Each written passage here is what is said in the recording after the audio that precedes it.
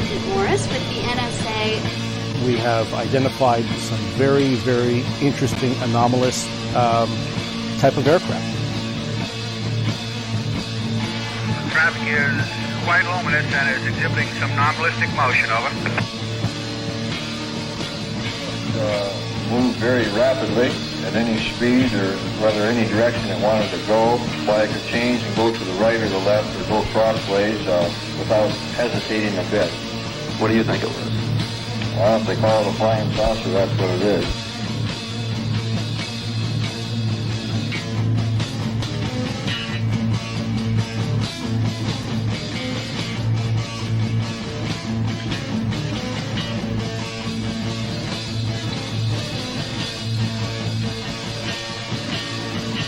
Aviary 517, do you want to report a UFO? Over. Negative. We don't want to report. Look, it wasn't my worst Wednesday night.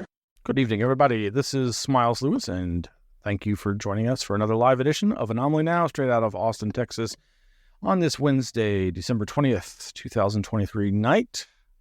Though it may be day or afternoon or morning, who knows, wherever you are listening, watching the replay, please like, subscribe, comment, all that good stuff. Keep us going up in the algorithms of the YouTubes and whatnots.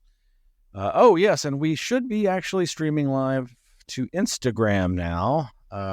We stream to multiple social media platforms that we have. You can find the list of them all over at our website, anomalyarchives.org, which, of course, is spelled ANOMALY, archives.org. Well, I wanted to first say a bit about these wonderful things that I've got from... I had mentioned previously that I'm reading Jacques Vallée's Forbidden Science journals for 2000 to 2009. Each journal volume, this is volume 5, titled Pacific Heights.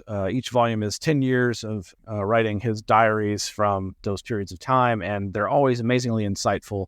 I cannot recommend them highly enough. Great stuff going on there. And also recently subscribed to the Austin SÉANCE Quarterly Journal, which has a number of great articles that you might want to check out, and they are available over at their website, austinseance.com. The zine, UFO is a bucket of shit. And I feel that is so true. It's put out by Michael David Strayer. Thank you, Michael, for sending the Anomaly Archives copies of your new zine, UFO is a bucket of shit, a Gray Barker zine that you can see. And he's offering online. I think it's a very limited run, but he basically visited the Clarksburg archive in West Virginia, of where all of Gray Barker's materials are held, and great stuff there. So check it out. Meanwhile, you can go to our Flipboard, flipboard.com, and we've got all the links to articles. I'm constantly flipping stuff over there and trying to catch up and read as I can. Just today, China's space plane has released multiple mystery objects in orbit. This is from Thomas Newdick over at The Drive. Meanwhile, rare hissing mushroom resurfaces in Texas State Park over at WFAA.com. That's the KHOU 11 Houston station. The thing looks like something out of Stranger Things, the head, the face of the weird creature. And some other interesting things that we'll be covering coming up. Lots of great links to digest. I definitely want to recommend Greg's interview with Ong's Hat creator Joseph Matheny, talking about the blurred lines between fiction and reality over at dailygrail.com. I'm about halfway through that video interview. Matheny is one of these characters that I wasn't sure what to make of him for a long time, and he just is this very interesting historic person in that he has a deep connection to ARGs, chaotic fiction, alternative ways of storytelling. ARG standing for alternate reality gaming, also now augmented reality gaming. Really looking forward to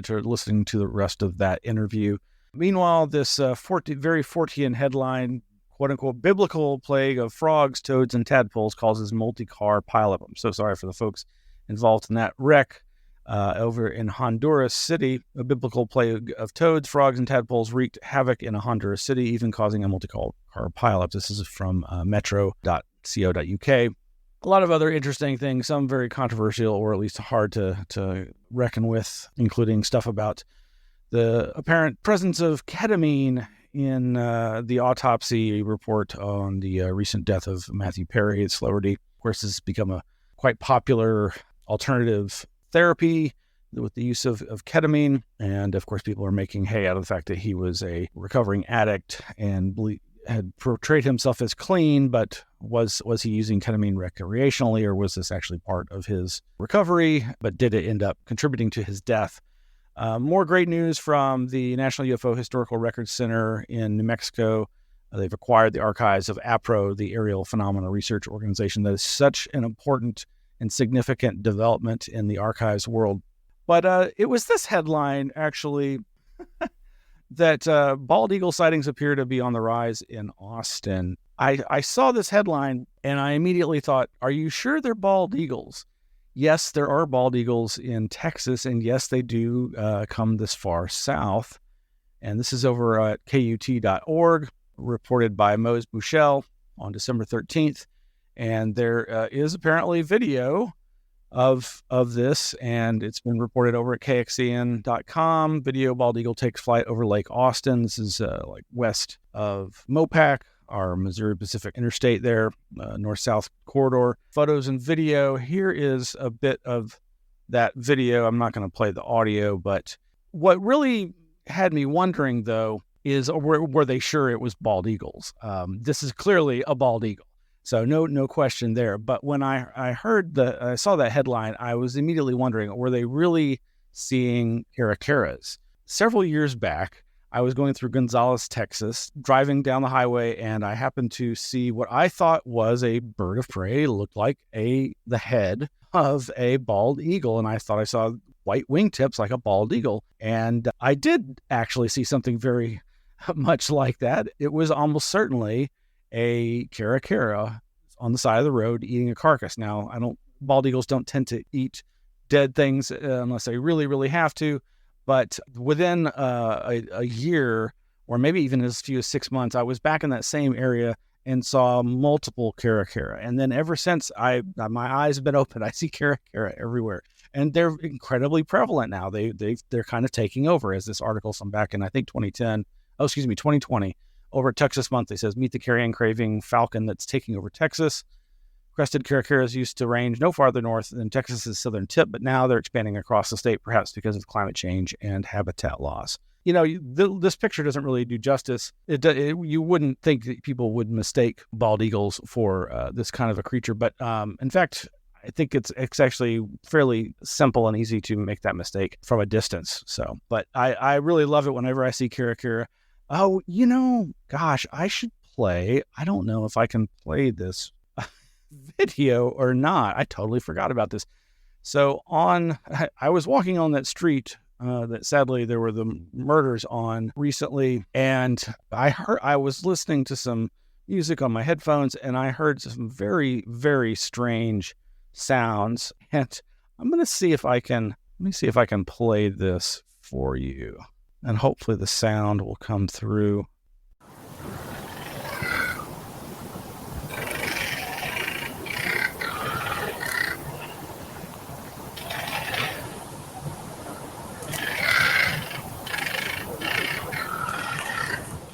So these were 3 caracara. I'm guessing it was a mating pair. Anyway, very strange. I'd never heard them make that sound. I've only seen them flying, and I don't know if you could make that out, but very strange to hear that sound. So I'm guessing it was a mating pair and maybe an interloper getting a little too close and them having kind of a whirl, I guess. Nothing bad happened, thankfully, but that was just very interesting. So to me, at least. Other good news, the National UFO Reporting Center, newfork.org, have a new UFO map. Check this out. It is interactive. You can zoom in and look at all these different UFO reports in their database. And it is global, though I'm not sure. Yeah, well, there's some from Alaska. You can zoom in, move it around. Now, obviously, there's whole parts of the planet that they don't have many reports on. It looks like they've got some here from New Delhi on up to Islamabad. Wow. Anyway, lots of great interactivity here. Oh, lots from the UK there. You can zoom in and check that out. That's over at newfork.org/map. And in the other UFO news, this headline from over at dailymail.co.uk, secrets of Area 51 metallic egg-shaped UFO the size of an SUV was kept at the highly classified Air Force Base in the 1980s. Whistleblower claims. Eric Tabor, a defense aerospace contractor for 13 years, told the dailymail.com of an egg-shaped metallic UFO kept. Yeah. So, of course, the description and the images that they post really are reminiscent of this quote-unquote avocado-shaped object that's been reported on, investigated by Paulo Harris and then Jacques Vallée, as well as, of course, being similar to the later Socorro, New Mexico craft. But, I was like, who is this guy? Eric Tabor. I was very unfamiliar with him.